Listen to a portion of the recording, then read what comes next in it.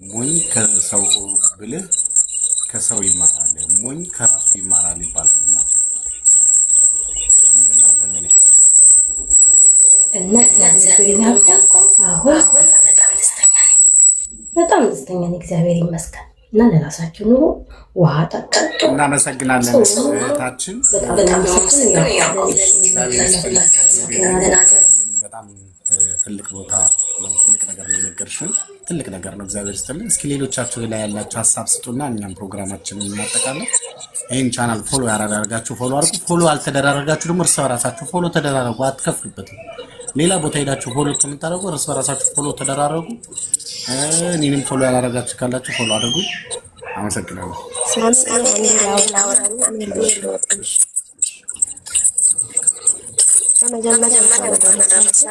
ይቆራረጣል መሰለኝ። ይሰማል? ኦኬ። እኔ አሁን ከእህቴ ከተናገረችው ነገር በጣም ነው የተማርኩት። ሳሚን የምከታተለው ከኮሮና በፊት ቤሩት እያለሁ ነበረ። አሁን አይደለም። ያው የተጠቀምኩበት ቤት ነው። በጣም ያው እድሉንም ስላላገኘው ላመሰግንክም ብዙ ጊዜ ፈልጌክ ነበረ።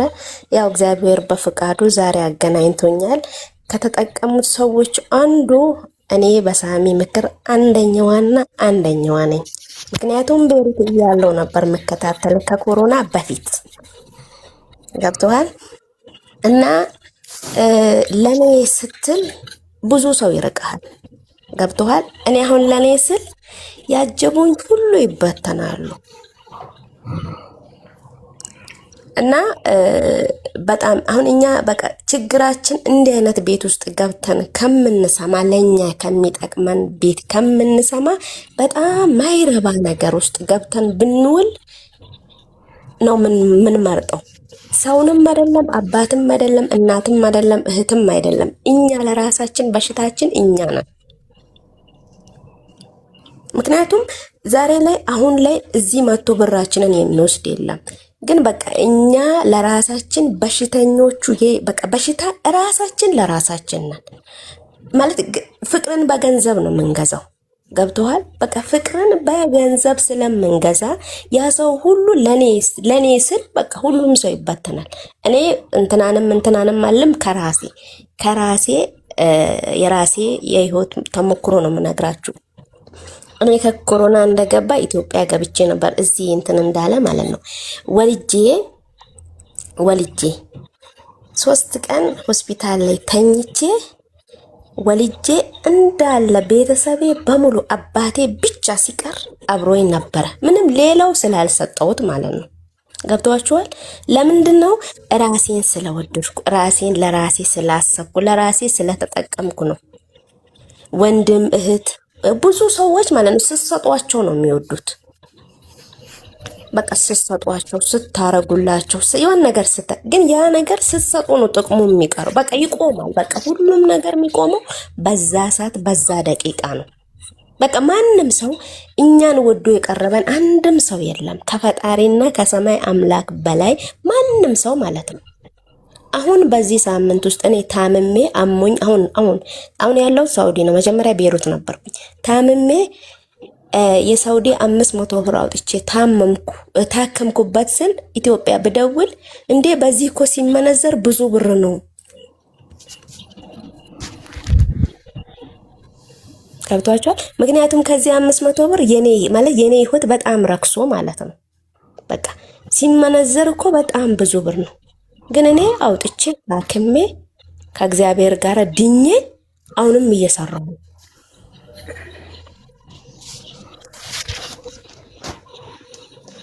በቃ እንዲህ አይነት የሚጠቅምበት ቤት፣ እንዲህ አይነት የምንማርበት ቤት፣ እንዲህ አይነት የሚጠቅምበት ቤት ብንገባ እኛንን ተጠቃሚ የምንሆነው።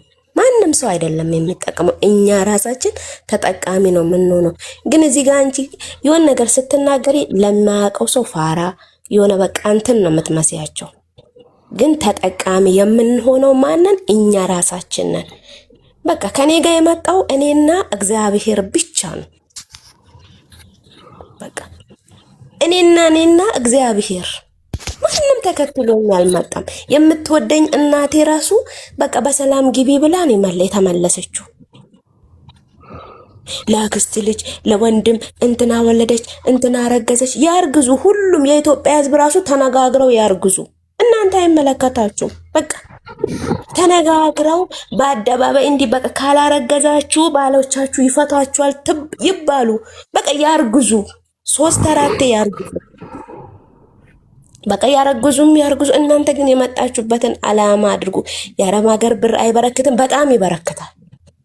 የሰይጣን ብር ነው አይደለም? የሰይጣን ብር ሰርተን ያገኘነው በላባችን ከተጠቀምንበት ማለት ነው።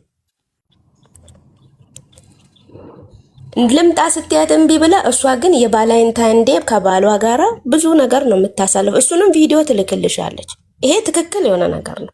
በቃ እንትና ማረገዘች እንትና ማላረገዘች ሁሉም ሰው አርግዞ ከዛ 7 ጊዜ ውለድ። አንቺ ግን ያሹን ይዘሽ ግቢና ባልም የሚወድሽ ጠንካራ ስትሆኚ ጎበዝ ስትሆኚ ስትይጂ ነው። ዛሬም ስትልኪላት እቺ ደግሞ ጅል እብድ እኮ ናት። ከሄደሽ በኋላ ነው የሚልሽ ያዢው፣ ብሩን ያዡ። ከፈለገም ይሄድ ያግባ፣ ያዢ። ቢያንስ እሱ ቢሄድ ብርሽ ካንቺ ጋር ሚሪንዳ ተጠጭበታለሽ። ተማሪ እኔ በሳሚ ቤት በጣም ስለተማርኩ ነው ኢትዮጵያ ሄጄ ገብቼ ለቤተሰቦች አድርጌ ወልጄ በስነ ስርዓት አሁንም ወደ ኢትዮጵያ ተመልሼ ልገባ ነው። ግን ማንም ሰው የለኝም፣ እህት ወንድም ምናምን የሉኝም፣ አይወዱኝም። እንደኔ የሚጠላኝ ሰው የለም። መቼም ኤርፖርት ላይ ገብቶ በፖሊስ አልያዝያዙኝም። ስገባ ዘና ብዬ ነው የገባሁት፣ ዘና ብዬ ማለት ነው። ግን ያልሰጠዋቸው ሰዎች አልመረቁኝም፣ ማናቸውንም አልፈለኩም። አባቴንም ሼር ባረግለት ይመጣል። እንደውም አባቴም ቲክቶክ አለው። አባቴንም ከፈለክ ከነሱ ጋር ሁን ያልኩት በቃ። ምክንያቱም የዓላማ ሰው ነው። እኔ የምትወደኝ እናቴ ከኤርፖርት ነው የተመለሰችው፣ ከኔ ጋር አልመጠችም እዚህ ጋር። በቃ እናንተ ማንም ለሚወልድ አይመለከታችሁም። አንቺ ስትወልጂ ብቻ ላንቺ ብቻ ነው የሚመለከትሽ። አለቀ። አንቺ እኮ አንዷ 7 ቤት ዘርሽን ማስደሰት አትችይም። ገብቶሽ የ20 ብር እንጀራ ልትበይ አንቺ በ45 በኢትዮጵያ ደምረሽ አትበይም፣ ትመልሻለሽ። ግን ኢትዮጵያ ላለው ሰው ድሮም ይበላሉ፣ አሁንም ይበላሉ። ያንቺ ብር ግን ዝም ብሎ ነው በቃ ከንቱ ሆኖ የሚቀር። ወይ ለነሱ አትረጂ ወይ እንትና አትጂ። እንትና አረገዘች ቢባል የገንፎ የምናምን በቃ አታድርጉ። በቃ ብልጡኑ ዘመድ ተውና ብራችሁ ዘመዳችሁን ከእግዚአብሔር በታች በቃ አታድርጉ። አታድርጉ። በቃ ፍቅር በገንዘብ አትግዙ። በቃ አይውደዷችሁ። እኔ እውነቴን ነው ምልክ ሳሚ፣ እግዚአብሔር ምስክሬ ነው፣ የምሬን ነው ምልክ። እናቱ ስታሳድገው አረብ አገር 13 ዓመት እናቱ የራሴ ስጋ ልጅ ነው ስታሳድገው ዩኒቨርሲቲ ሲማር እንኳን ከጎበዝ ተማሪ በላይ ከበቀ አንደላቀ ነው። አባቱ ሚስት ቢያገባ እናቱ ከዚህ ስትሄድ ከአባቱ ሚስት ጋራ እናቱን የቀጠቀጠ ልጅ አውቃለሁ። የለፈችለት ልጅ ማዳት የመሰለችለት ልጅ ማለት ነው። ስለዚህ እግዚአብሔርን ያዙ፣ ገንዘባችሁን ያዙ። በቃ ከእግዚአብሔር ጋር ዘመዱ ነው። ከዛ ሁሉም የተሰበሰቡት ሁሉ ይበተናሉ። አንቺ ራስሽን ስትወጂ እህቴ፣ አንቺን ስትወጂ ሁሉም የተጠጉሽ ሁሉ ይበተናሉ። ለራስሽ ስታስቢ ብሉ፣ ጠጡ። እኛ ያዝነው ነገር ከማንም በላይ ነው የሚበቃው። ይበቃናል። ግን የለም በቃ እዚህ ሀገር ውሃ ስንጠጣ ምን በቃ ይሆናል አይደለ? እንረሳዋለን። በቃ አስቢ፣ ያዢ። ቢያረብ ሀገርሽን ብርሽን ጥንቅቅ አርገሽ ከያሽ ቢያንስ ትኖሪበታለሽ። በቃ ትታከሚበታለሽ። ዘና ብለሽ ቢያንስ እንደ ሰው ትኖሪያለሽ። በቃ እንደ ሰው ገብቶሻል። የሆነ የታመመሽ ልጅ እንኳን እንዲህ አብዳ ብታያት ነገ አንቺም እኮ እንደሷ ነሽ ነው የሚሉት። ቢያንስ ለአይምሮሽ እንኳን አይጨነቁ። እናንተ እኮ መጀመሪያም አብዳችሁ ነው የምትመጡት። ስለዚህ እነሱ አይደለም ጠላታችን፣ እኛ ራሳችን ለራሳችን በሽታ ነን። ሲኒ እየገለበጡ የሚያሳዩ ቤት ነገ እኮ እንትን ትይዣለሽ። የኔም ቃል ነገ የኔም ነገ ጊፍት እያወረዳችሁ ከዛ እኔ ግልጽ የሆነ ነገር ነው የምነግርሽ። ጊፍት እያወረዳችሁ የኔ ደግሞ መቼ ነው? ምንም እሷ ቤት የሚገለበጥ የአንቺ ታሪክ የለም። ከያሽ ትይዣለሽ። አለቀ።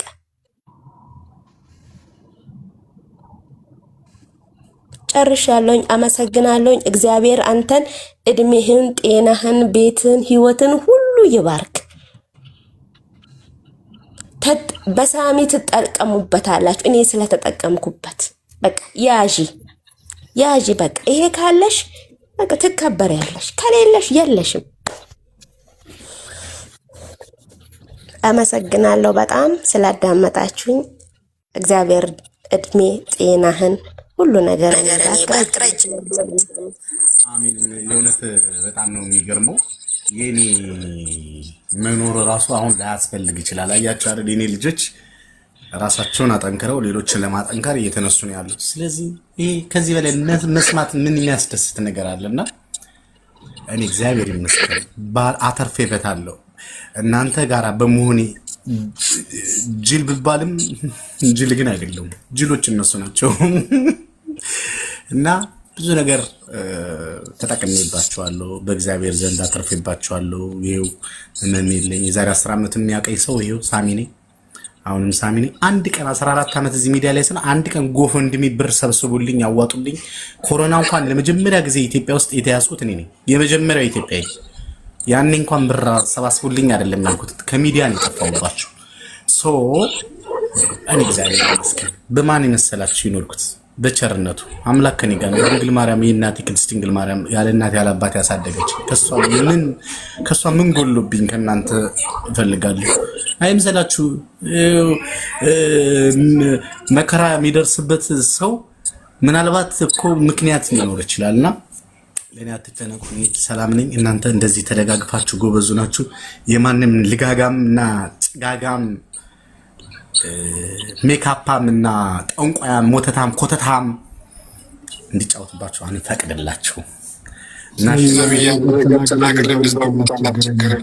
እሺ አንተ ነገር አንተቀበታለህ። እኔ ግን አንድ ላይ ቁጭ ብለው